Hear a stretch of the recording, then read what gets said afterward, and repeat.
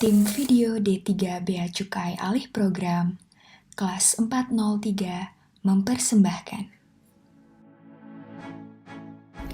Perbedaan keputusan Menteri Keuangan terkait manajemen risiko di lingkungan Kementerian Keuangan antara KMK nomor 845-01-2016 dengan KMK nomor 577-KMK-01-2019.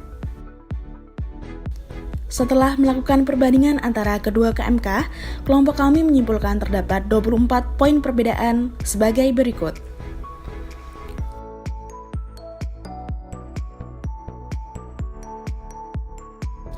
Oleh karena itu, mari kita simak satu persatu poin perbedaan perubahan dua KMK ini. Poin pertama, penyederhanaan bentuk aturan. Sebelumnya, terdapat dua peraturan terkait manajemen risiko di lingkungan Kementerian Keuangan, yakni PMK 171 tahun 2016 tentang penerapan manajemen risiko di lingkungan Kementerian Keuangan. Kemudian, terdapat pula KMK 845 tahun 2016 tentang petunjuk pelaksanaan manajemen risiko di lingkungan Kementerian Keuangan berdasar PMK 171 tersebut. Oleh karena itu, pada tahun 2019, kedua aturan tersebut diperbaiki isinya dan disesuaikan dengan ISO 31000 tahun 2018. Kemudian, disederhanakan menjadi KMK 577 tentang manajemen risiko di lingkungan Kementerian Keuangan. PMK 171 dicabut dengan PMK 101 tahun 2019, sedangkan KMK 845 dicabut dengan KMK 577. Poin kedua, perluasan definisi risiko, sehingga selain downside risk dapat juga diidentifikasi upside risk. Pada PMK 171 dan KMK 845, definisi risiko adalah kemungkinan terjadinya suatu peristiwa yang berdampak negatif terhadap pencapaian sasaran organisasi. Sedangkan pada KMK 577, kata negatif pada definisi risiko dihilangkan, sehingga definisinya menjadi kemungkinan terjadinya suatu peristiwa yang berdampak terhadap pencapaian sasaran organisasi.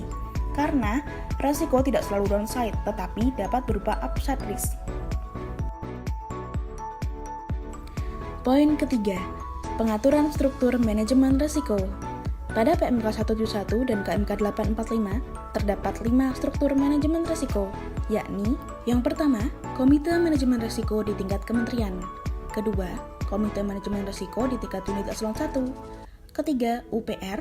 Keempat, Unit Kepatuhan Manajemen Risiko. Dan yang terakhir, Inspektorat Jenderal. Sedangkan KMK 577 mengintegrasi tugas dan tanggung jawab komite ke dalam struktur organisasi, sehingga tidak lagi terdapat nomenklatur Komite Manajemen Risiko pada struktur manajemen risiko. Oleh karena itu, pada KMK 577 hanya terdiri dari 3 struktur manajemen risiko, yakni UPR, Unit Kepatuhan Manajemen Risiko, serta Inspektorat Jenderal. Poin keempat, simplifikasi dan perubahan istilah struktur UPR. Pada KMK 845 terdiri dari 4 struktur UPR, yakni pemilik resiko, koordinator resiko, pelaksana harian koordinator resiko, serta pengelola resiko. Kemudian KMK 577 mengubah struktur UPR menjadi pimpinan UPR.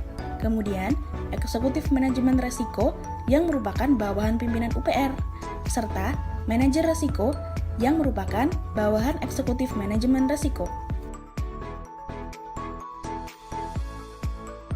Poin kelima, penyempurnaan istilah tingkatan UPR. Pada KMK 845 terdapat 4 tingkatan UPR.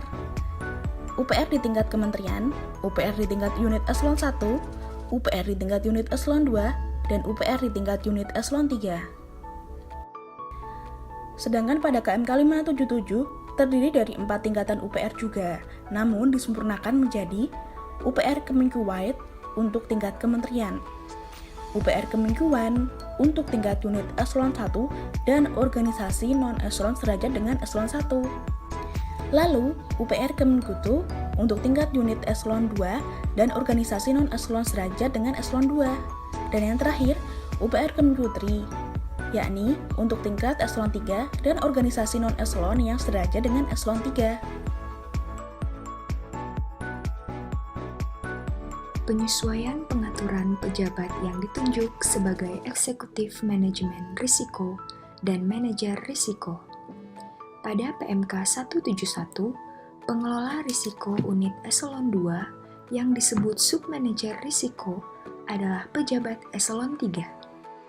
Sedangkan dalam KMK 577, manajer risiko unit eselon 2 yang disebut submanajer risiko adalah pejabat eselon 4. Dalam hal ketentuan yang mengatur organisasi dan tata kerja di lingkungan Kementerian Keuangan tidak menetapkan jabatan yang mempunyai tugas dan fungsi, diantaranya sebagai eksekutif manajer risiko dan atau manajemen risiko. Pimpinan UPR dapat menugaskan pejabat pada unit masing-masing sebagai eksekutif manajemen risiko dan atau manajer risiko. Dan pada UPR Kemenkeu 3, fungsi eksekutif manajemen risiko dan manajer risiko dapat dijabat oleh pejabat yang sama. 7. Penambahan penjelasan terkait kerangka kerja manajemen risiko. Pada PMK 171, kerangka kerja manajemen risiko belum ada penambahan penjelasan. Sedangkan dalam KMK 577, kerangka kerja manajemen risiko dilaksanakan dengan alur sebagai berikut. Yang pertama, perumusan sistem manajemen risiko. Yang kedua, proses manajemen risiko. Dan yang ketiga, monitoring dan evaluasi sistem manajemen risiko. 8. Penambahan pengaturan terkait tata kelola proses manajemen risiko. Sebelumnya, hal ini belum diatur dalam PMK 171. Dalam KMK 577, proses manajemen risiko dituangkan dalam dokumen tata kelola berikut.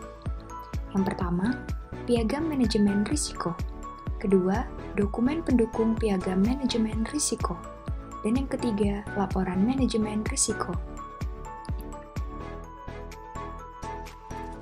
9. Pemberian kewenangan kepada Sekretaris Jenderal dan pimpinan unit eselon 1 untuk menetapkan panduan dan atau peraturan pelaksana di lingkungan unit eselon 1. Sebelumnya, hal ini belum ada diatur dalam PMK 171. Dan dalam KMK 577, dalam rangka melaksanakan kebijakan manajemen risiko, sebagaimana dimaksud dalam Diktum ke-15, Sekretaris Jenderal dapat menerbitkan panduan pengelolaan risiko di lingkungan Kementerian Keuangan. Dalam hal diperlukan, pimpinan unit eselon 1 dapat menetapkan petunjuk teknis pengelolaan risiko pada unit masing-masing dalam keputusan pimpinan unit eselon 1 dengan berpedoman pada keputusan Menteri Keuangan ini, setelah berkoordinasi dengan Sekretariat Jenderal. Poin 10. Penambahan penjelasan terkait bentuk komunikasi dan konsultasi. Pada KMK 845 terdapat 4 bentuk komunikasi dan konsultasi. Yang pertama, rapat berkala, kedua, rapat insidental, ketiga, focus group discussion atau FGD, dan yang keempat, forum pengelola risiko. Sedangkan pada KMK 577 terdapat 3 bentuk komunikasi dan konsultasi. Yang pertama, rapat berkala. Dilaksanakan secara periodik paling sedikit setiap triwulan dalam dialog kinerja organisasi atau DKO dan dipimpin oleh pimpinan UPR. Yang kedua, rapat insidental. Dilaksanakan sewaktu-waktu sesuai kebutuhan berdasarkan arahan pimpinan UPR. Yang ketiga, diskusi kelompok terarah atau focus group discussion. Bertujuan untuk menggali dan menganalisis informasi terkait risiko yang pelaksanaannya dapat melibatkan struktur UPR, para manajer risiko, dan atau pihak yang pengetahuan mendalam terkait informasi tersebut. Poin 11. Perubahan kategori risiko dan penambahan ketentuan prioritas risiko. Pada KMK 845 terdapat 7 kategori risiko. Yang pertama, risiko fiskal. Yang kedua, risiko kebijakan. Yang ketiga, risiko reputasi. Yang keempat, risiko fraud. Yang kelima, risiko legal. Yang keenam, risiko kepatuhan. Dan yang ketujuh, risiko operasional. Sedangkan dalam KMK 577 terdapat sedikit perubahan.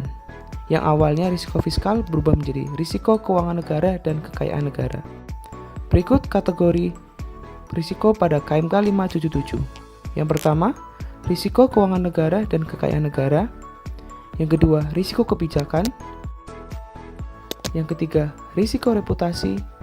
Yang keempat, risiko fraud. Yang kelima, risiko legal. Yang keenam, risiko kepatuhan. Dan yang ketujuh, risiko operasional. Perubahan selanjutnya adalah pada KMK 845 belum diatur ketentuan tentang jumlah minimal kategori risiko yang harus diidentifikasi. Ketentuan ini baru diatur pada KMK 577 yang mensyaratkan untuk setiap unit harus memenuhi syarat minimal jumlah kategori risiko yang harus diidentifikasi. Dengan rincian, untuk UPR Kemenkiwait minimal 5 kategori risiko, untuk UPR Kemenkiwan minimal 4 kategori risiko, dan untuk Kemenkiu2 dan Kemenkiu3 minimal 3 kategori risiko yang harus diidentifikasi. Dari sisi kriteria kemungkinan risiko juga mengalami penyempurnaan. Pada KMK 845, penentuan peluang kejadian risiko menggunakan pendekatan persatuan waktu, yaitu dalam periode 1 tahun. Maka dari itu, kriteria kemungkinan pun dibedakan berdasarkan persentase kejadian dalam 1 tahun atau jumlah frekuensi kemungkinan kejadian dalam 1 tahun. Kemudian muncul pertanyaan, bagaimana jika kemungkinan kejadian intensitasnya sangat rendah dalam rentang waktu lebih dari 1 tahun, sedangkan yang diatur itu untuk periode 1 tahun saja. Misalnya, kejadiannya itu korupsi, bencana alam, krisis ekonomi, dan kebakaran gedung. Di KMK 577 lah, hal ini diakomodir, yaitu pada kriteria low tolerance event, yang sebelumnya pada KMK 845 belum diatur. Rinciannya, untuk level kemungkinan 1, yaitu satu kejadian dalam lebih dari 5 tahun terakhir. Selain itu, range angka persentase kejadian juga mengalami perubahan, yaitu level kemungkinan 1 memiliki range kurang dari sama dengan 1%, level kemungkinan 2 memiliki range lebih dari 1% sampai kurang dari sama dengan 10%. Selanjutnya adalah penyempurnaan kriteria dampak. Pada KMK 845 terdapat 6 kriteria dampak, antara lain beban keuangan negara, penurunan reputasi, sanksi pidana perdata dan atau administratif, kecelakaan kerja, gangguan terhadap layanan organisasi, dan penurunan kinerja. Sedangkan pada KMK 577 kriteria dampak terdiri dari beban keuangan negara, penurunan reputasi, sanksi pidana perdata dan atau administratif, kecelakaan dan penyakit akibat kerja, gangguan terhadap layanan organisasi, dan penurunan kinerja. Beban keuangan negara. Dampak resiko berupa tambahan pengeluaran negara baik dalam bentuk uang dan setara uang, surat berharga, kewajiban dan barang, serta potensi kerugian atau kehilangan penerimaan dan aset negara. Dampak resikonya mencangkup fraud atau non-fraud. Penurunan reputasi. Dampak resiko berupa rusaknya citra atau nama baik atau wibawa Kementerian Keuangan yang menyebabkan tingkat kepercayaan masyarakat menurun. Sanksi pidana perdata dan atau administratif. Dampak risiko berupa ancaman hukuman yang dijatuhkan atas perkara di pengadilan, baik menyangkut pegawai atau organisasi. Kecelakaan dan penyakit akibat kerja. Dampak risiko berupa kematian, cedera, dan atau gangguan kesehatan baik fisik maupun mental yang dialami pegawai dalam pelaksanaan tugas kedinasan. Gangguan terhadap layanan organisasi. Dampak risiko berupa simpangan dari standar layanan yang ditetapkan UPR. Penurunan kinerja. Dampak risiko berupa tidak tercapainya sasaran atau target kinerja yang ditetapkan dalam kontrak kinerja atau target kinerja lainnya. Tabel kriteria level dampak.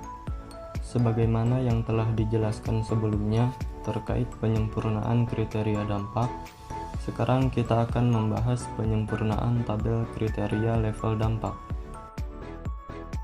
Level dampak ini terklasifikasi menjadi 5, sama seperti sebelumnya, yaitu level 1 tidak signifikan, level 2 minor, level 3 moderat, level 4 signifikan, dan level 5 sangat signifikan. Hanya saja kriteria dari masing-masing levelnya ini yang lebih disempurnakan lagi dari setiap jenis area dampaknya. Diawali dengan area dampak beban keuangan negara, terbagi menjadi 3 kategori, yaitu fraud, non-fraud penerimaan dan pembiayaan, dan non-fraud lainnya. Untuk kategori fraud terbagi lagi menjadi 4 kategori berdasarkan level UPR-nya, yaitu Kemenkewide, Kemenke1, Kemenke2, dan Kemenke3, dengan kriteria levelnya masing-masing yang diukur berdasarkan angka mutlaknya. Untuk kategori fraud terbagi lagi menjadi 4 kategori berdasarkan level UPR-nya, yaitu Kemenkewide, Kemenke1, Kemenke2, dan Kemenke3, dengan kriteria levelnya masing-masing yang diukur berdasarkan angka mutlaknya. Kemudian untuk non-fraud penerimaan atau pembiayaan, Kemenkewide 1, 2, dan 3 tergabung menjadi satu kategori dengan pengukuran berdasarkan persentase dari nilai penerimaan atau pembiayaan yang dikelola UPR. Lalu non-fraud lainnya hampir sama dengan sebelumnya, hanya saja diukur berdasarkan persentase dari nilai belanja, aset, atau kegiatan lainnya yang dikelola UPR. Selanjutnya area dampak penurunan reputasi terbagi menjadi 2 kategori. Pertama, Kemenkewide dan Kemenke1, dan yang kedua Kemenke2 dan Kemenke3. Untuk kriteria level dampaknya dapat diukur dari beberapa parameter. Selanjutnya, untuk materi dan poin-poin perubahan pada area dampak berupa sanksi pidana, perdata, dan atau administratif pada level Kemenkewide adalah sebagai berikut. Selanjutnya, untuk penjelasan area dampak pada sanksi pidana, perdata, dan atau administratif pada level Kemenke1 adalah sebagai berikut. Untuk level dampak pada Kemenke2 tidak memiliki level dampak tidak signifikan maupun minor, melainkan hanya memiliki level dampak pada moderat, signifikan, dan sangat signifikan. Penjelasannya adalah sebagai berikut. Untuk level dampak pada Kemenke3 adalah sebagai berikut. Selanjutnya, untuk area dampak berupa kecelakaan kerja, baik di level Kemenkewide, Kemenke1, Kemenke2, ataupun Kemenke3, penjelasannya adalah sebagai berikut. Berikutnya adalah level dampak pada area dampak berupa gangguan terhadap layanan organisasi, baik di level Kemenkewide, Kemenke1, Kemenke2, dan Kemenke3. Penjelasannya adalah sebagai berikut. Yang terakhir yaitu level dampak deviasi kerja pada level Kemenke1, Kemenke2, Kemenke3 maupun Kemenkewide. Selanjutnya poin yang ke-15, penambahan mekanisme penurunan risiko pada tahapan identifikasi risiko.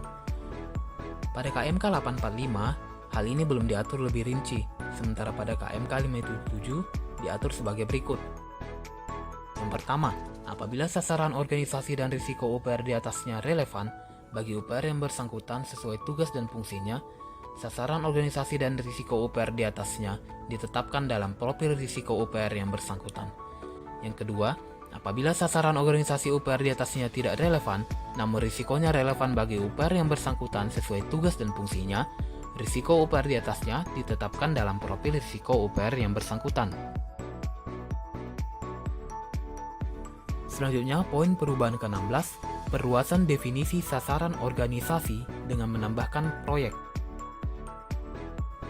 Sebelumnya pada KMK 845, sasaran organisasi meliputi sasaran strategis dalam peta strategi UPR dan sasaran lainnya yang mengacu pada dokumen perencanaan strategis Kementerian Keuangan, diantaranya KSKK, Renstra, Renja, dan inisiatif strategis. Sementara pada KMK 577 disebutkan penetapan sasaran organisasi dilakukan mengacu pada sasaran strategis dalam peta strategi unit organisasi. Selain itu, sasaran organisasi juga dapat ditambahkan dari inisiatif strategis dalam kontrak kinerja dan atau program atau proyek yang direncanakan atau dilaksanakan oleh organisasi. Selanjutnya, poin perubahan ke-17, perluasan definisi kejadian risiko. Sebelumnya pada KMK 845, kejadian risiko merupakan kegagalan atau kesalahan yang mungkin terjadi pada tiap proses bisnis, pelaksanaan inisiatif strategis, atau faktor-faktor yang mempengaruhi pencapaian sasaran organisasi. Sementara pada KMK 577, diatur bahwa kejadian risiko merupakan pernyataan kondisional atas peristiwa atau keadaan yang berpotensi menggagalkan, menunda, menghambat, atau tidak mengoptimalkan pencapaian sasaran organisasi. Kejadian risiko dapat berupa, yang pertama, sesuatu yang tidak diharapkan namun terjadi, yaitu kerugian, pelanggaran, kegagalan, atau kesalahan. Atau yang kedua, sesuatu yang diharapkan namun tidak terwujud, yaitu kesempatan yang tidak dapat dimanfaatkan. Kemudian poin ke-18, pengaturan proses MR untuk risiko berupa IS atau proyek. Sebelumnya pada KMK 845, hal ini belum diatur. Sementara pada KMK 577, hal ini diatur sebagai berikut. Identifikasi risiko terkait inisiatif strategis atau proyek dilakukan sesuai lingkup dan durasi pelaksanaan dengan mekanisme sebagai berikut. Dalam hal inisiatif strategis atau proyek berdurasi kurang dari 1 tahun, risiko diidentifikasi sesuai rencana pelaksanaan dalam periode tersebut.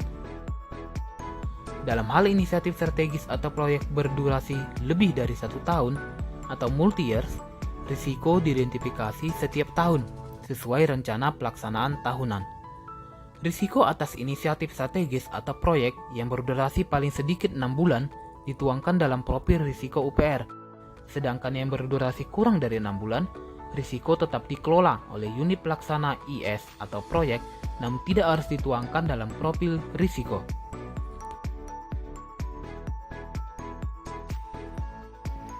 Poin perubahan selanjutnya adalah pendetilan dan penyempurnaan ketentuan terkait IRU. Dalam KMK 845 tahun 2016, belum diatur secara detail terkait dengan ketentuan penyusunan IRU. Oleh karena itu, dalam KMK 577 tahun 2019 dilakukan penyempurnaan terkait penyusunan IRU. Meliputi 1. Dalam hal terdapat lebih dari satu penyebab atau akar masalah, maka IRU ditetapkan dari penyebab atau akar masalah yang paling dominan. 2. Pastikan IRU memenuhi kriteria proaktif, yaitu kata pro berarti projektif, dapat memberikan peringatan dini akan potensi terjadinya risiko di masa mendatang. Kemudian, kata ak berarti akuntabel, dapat diukur secara kuantitatif, misalnya dengan ukuran jumlah, persentase, dan sebagainya. Kriteria selanjutnya yaitu trackable, dapat menggambarkan tren risiko. Kemudian, informatif, memberikan informasi tentang status risiko yang relevan dengan kejadian risiko. Ketentuan ketiga yaitu IRU yang ditetapkan memiliki periode pelaporan paling lama tribulanan.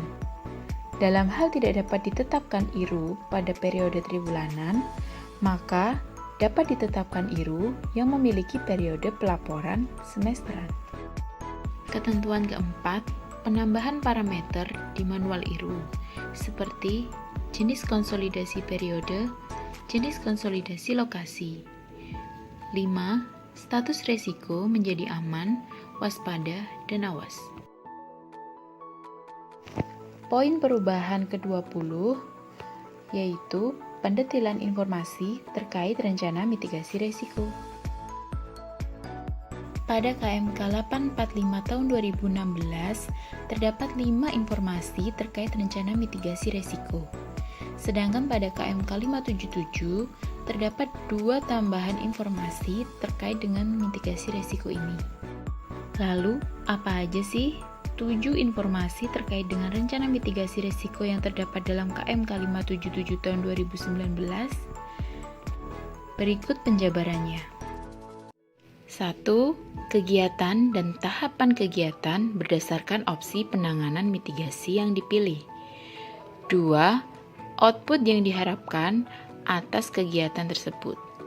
3. Target kuantitatif sesuai output yang telah ditetapkan. 4. Jadwal implementasi kegiatan penanganan mitigasi risiko. 5. Penanggung jawab yang berisi unit yang bertanggung jawab dan unit pendukung atas setiap kegiatan penanganan mitigasi risiko. 6. Sumber daya yang dibutuhkan, termasuk rencana kontingensi apabila risiko mengakibatkan kondisi tidak normal seperti kerugian yang besar bagi organisasi dan terhentinya proses bisnis organisasi.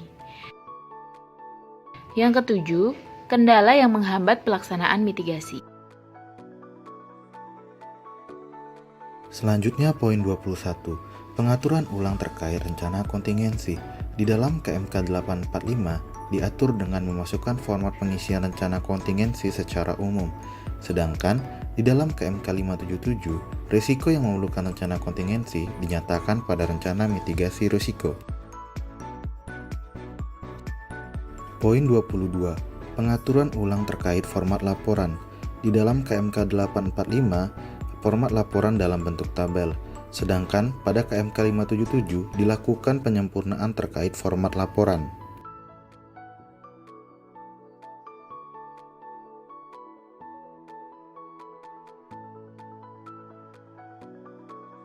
Selanjutnya poin 23, penyempurnaan mekanisme penyampaian dokumen manajemen risiko. Di dalam KMK 845 sudah diatur namun belum detail pada batasan waktu penyampaian laporan manajemen risiko. Sedangkan pada KMK 577 penyempurnaan mekanisme sebagaimana tabel berikut. Untuk dokumen piagam manajemen risiko, periode penyampaian paling lambat 31 Januari. Untuk laporan pemantauan triwulan atau tahunan dan loss event database, untuk eselon 1 paling lambat tanggal 14 setiap bulan Januari, April, Juli, dan Oktober. Untuk eselon 2 dan 3 ditetapkan oleh unit eselon 1 masing-masing. Selanjutnya untuk dokumen laporan insidentil, periode penyampaian paling lambat 5 hari kerja setelah terdapat kondisi abnormal atau batas waktu yang ditetapkan pimpinan. Yang terakhir, poin 24, perubahan piagam manajemen risiko dan dokumen pendukung. Di dalam KMK 845 belum diatur, sedangkan di dalam KMK 577 diatur terkait substansi perubahan, kemudian perubahan piagam manajemen risiko dan atau dokumen pendukung pada UPR, serta format perubahan. Sekian video dari kami, semoga bermanfaat dan terima kasih.